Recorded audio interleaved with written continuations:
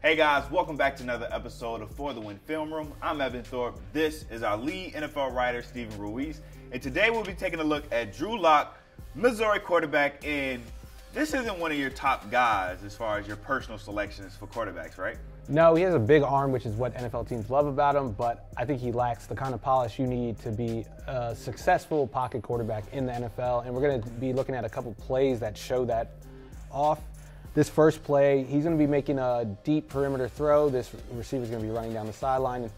And my problem is with his feet. If you look at his footwork on this play, it's kind of robotic in a way, and he doesn't really step into his throw at all.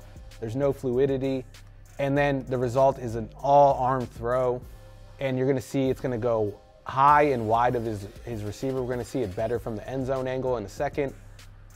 I don't really like how his feet react to this, and there is a little bit of pressure. He gets some pressure from this guy on the ground, and then all he has to do is take like maybe one or two steps, shuffle steps to the right, and then he has time to step into this throw, and that's not what happens. And then you're going to see how badly he misses this ball.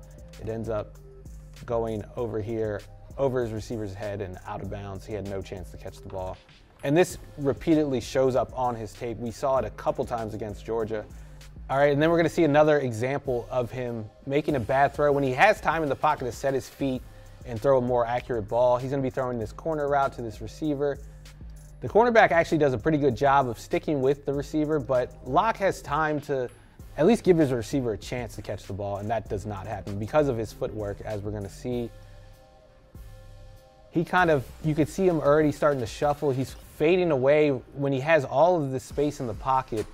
He doesn't have to do this, and he ends up throwing a fadeaway pass, and it's not even close to the target. His receiver is calling for pass interference, but he's not going to get that call with the ball being so wide. And then we're going to see from the end zone angle that he has plenty of time to make this move. Like, he could step in right here. He's going to have to take a hit, which is what you're going to have to do in the NFL, especially in the red zone where windows don't really stay open for that long and the pass rush gets to you quicker. But you see him he's almost like he's aiming the throw, where you just want to see him just drop back and pass it. The receiver is calling for a pass interference, but he's not going to get that. It's way out of bounds. He never had a chance to catch the ball. Now, we've seen it back-to-back plays where he's shying away from contact. It's not any immediate pressure on him, but pressure's coming and he's shying away. He's not going to be able to do that in the pros. And you're not going to get pockets like that in the NFL. In the NFL, that's a clean pocket. That's like a dream pocket. You got to make those throws in those clean pockets. And then we're going to see a more condensed pocket where he has to kind of move to elude the pressure, and we're going to see how much that throws him off.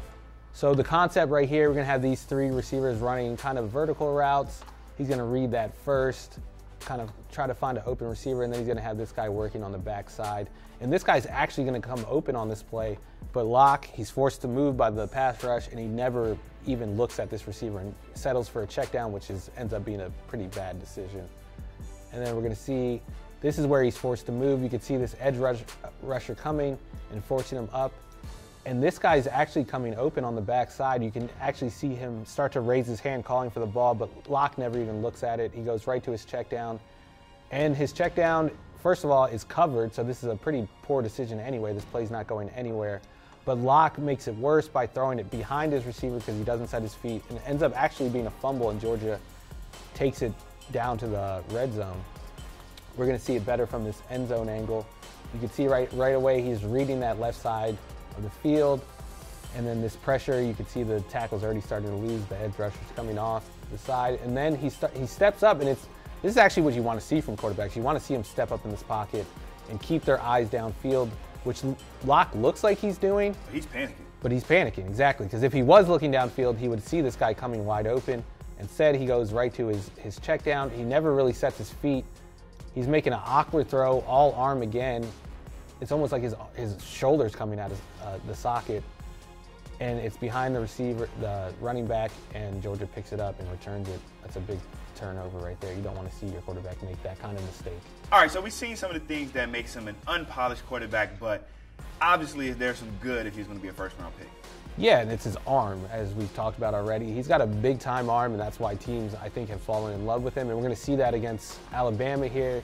You're going to see like a too high safety look with him rotating out to the right, him going to the left, and this corner is going to be playing this man kind of in a trail technique. He's going to be playing underneath him, and he's going to be running down the sideline. And you're going to see Locke have time in the pocket, and he's actually going to utilize it, which he didn't on those other plays we were looking at. He looks off the safety initially to kind of hold this safety. That's Deontay Thompson. He's going to be a first-round pick, actually, because of how good his range is.